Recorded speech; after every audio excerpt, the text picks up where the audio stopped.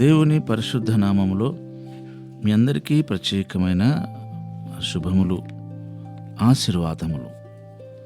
ప్రతిదినము దేవుడు తన వాక్కు, తన వాగ్దానం మనల్ని సొంతం చేసుకోవడానికి మనము చేసే ప్రయత్నాన్ని మనకెంత వివరంగా ప్రభు బయలుపరుస్తున్నట్టు గమనించండి.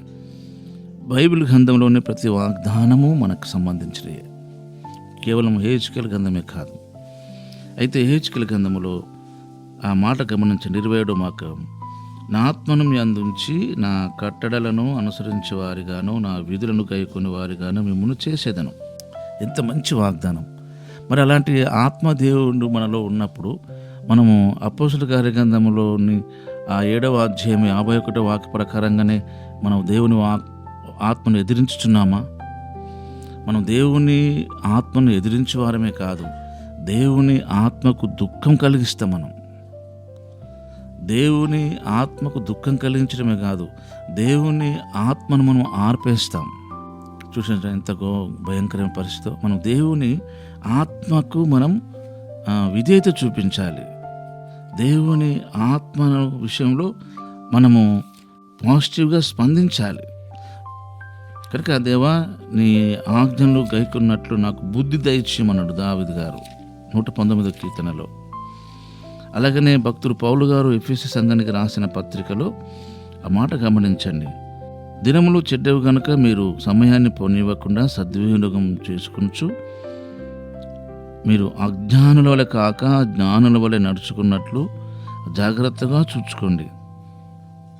ఎందుకంటే ఇందు నిమిత్తం మీరు అవివేకులు కాక ప్రభువు యొక్క చిత్తమేమిటో గ్రహించండి.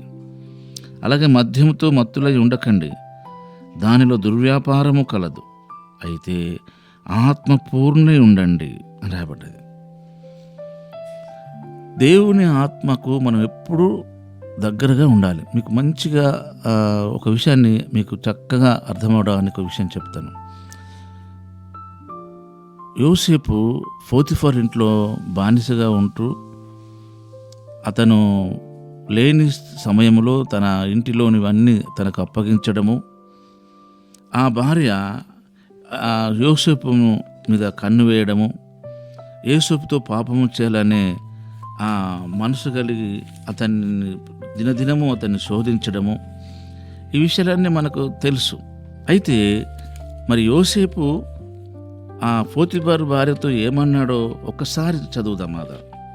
ఎందుకంటే ఆత్మ పూర్ణులై ఉండడం అంటే అవకాశము, పాపము చేసే అవకాశం రాక మనం అందరం చాలా పరిశుద్ధంగా మనం అనుకుంటున్నాం. మనము పాపం చేసే అవకాశం వస్తే అప్పుడు మనకు దాని విషయమై అవగాహన ఏర్పడుతుంది. ఆ వాక్య భాగాన్ని చూద్దాం. ఆదికాండం 39వ అధ్యాయము 8వ వాక్యము నుంచి. అయితే అతడు ఒప్పక, అంటే పాపము చేయడానికి ఒప్పక అని రాయబడ్డది.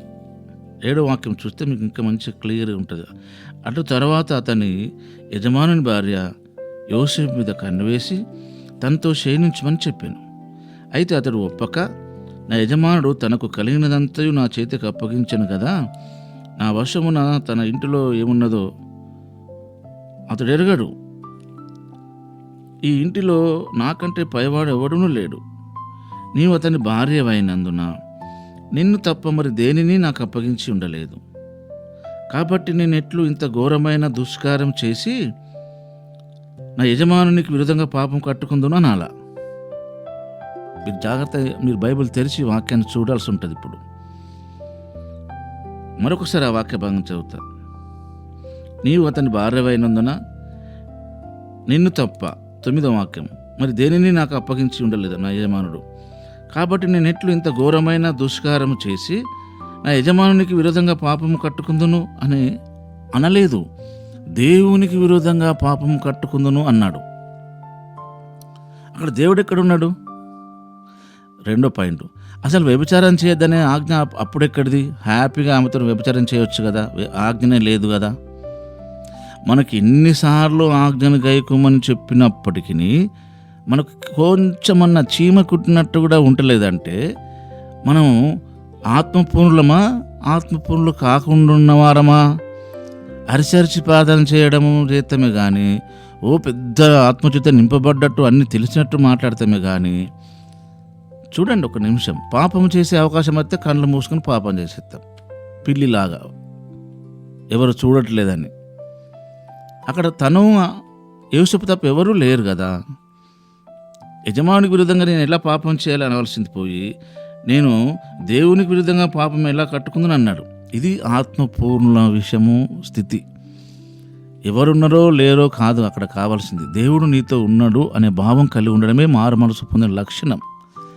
ఇలాంటి వాళ్ళకే ఈ ఆత్మ సంబంధమైన ఈ వాగ్దానాల ఫలం పొందగలుగుతారు. కనుక ఈ రోజైనా మీరు ఆజ్ఞలు గైకోవడానికి మిమ్మల్ని మీరు ప్రభుకు అప్పగించుకోవడం కాదు, మీరు చేయవలసినవి ఖచ్చితంగా చేయండి. మీరు చేయరానివి దేవునికి అప్పగించండి. అన్నం తినుకుంటే దేవా నాకు సహాయం చేయమని ఎవరైనా అంటారా? కలుపుకొని నోట్లు పెట్టుకుని చక్కగా నమిలి మింగేస్తాం. కనుక నువ్వు చేయగలిగిన ఆజ్ఞలన్నిటి చేయడానికి ప్రయత్నం చేయండి. నీకు చెయ్య వీలు లేకుండా విషయాల్లో ప్రభుకు వాటిని అప్పగించడానికి ప్రయత్నం చేయండి. రెండూ ఉండాలి మనలో. కనుక నువ్వు చేయవలసిన ఆజ్ఞను నువ్వు పాటించకుండా నాకు సహాయం చేయమని అంటే ఎలా సహాయం చేయగలడో ఒకసారి మీరు ఆలోచించుకోండి. కనుక ఈ వాక్యము మన జీవితంలో దేవుడు మంచి నిలబడ్డ విత్తనములా ఫలింపచేయునుగాక. పరిశుద్ధుడు అయిన తండ్రి, ప్రేమగల దేవా, నీకు వందనాలు. ఇది నా వాక్యము నెరవేర్పు కొరకై స్తుతి చెల్లిస్తూ యేసు నామములోనే ప్రార్థిస్తున్నాం తండ్రి, ఆమేన్.